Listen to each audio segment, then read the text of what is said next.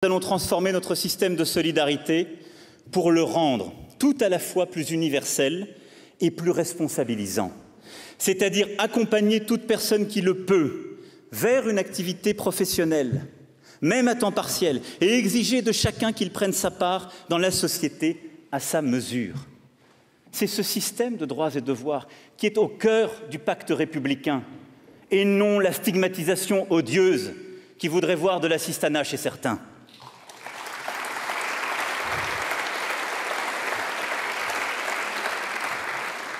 C'est cette philosophie qui sera mise en œuvre dans la réforme de l'assurance chômage, comme dans celle des minima sociaux.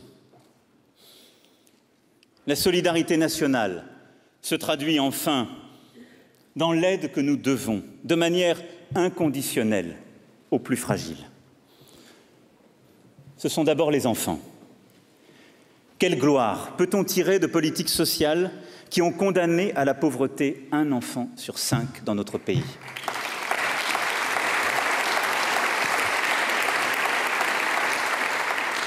Nous investirons pour sortir les enfants de la pauvreté et de ses conséquences dramatiques.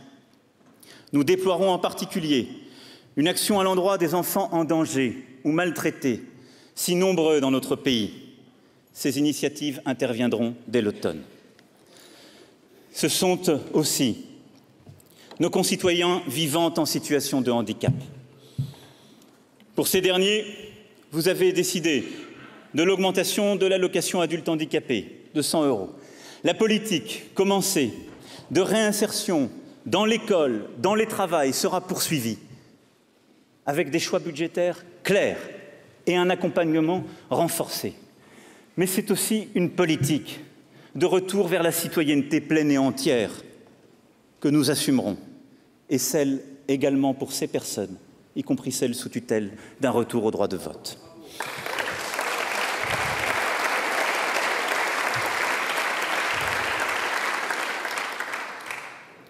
Ce sont ensuite nos concitoyens qui vivent en situation de pauvreté.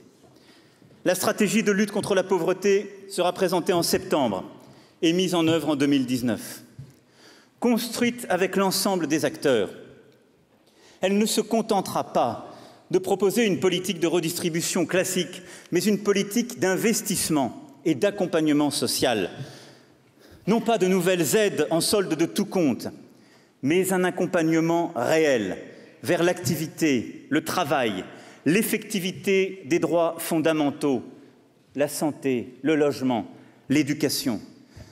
Je veux que cette action engage toutes les forces vives de la société et au premier chef, celles et ceux qui vivent dans la pauvreté.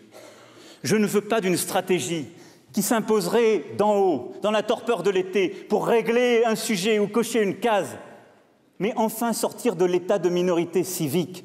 Nos concitoyens qui vivent en situation de pauvreté et veulent être les acteurs de leur propre vie et de ce changement.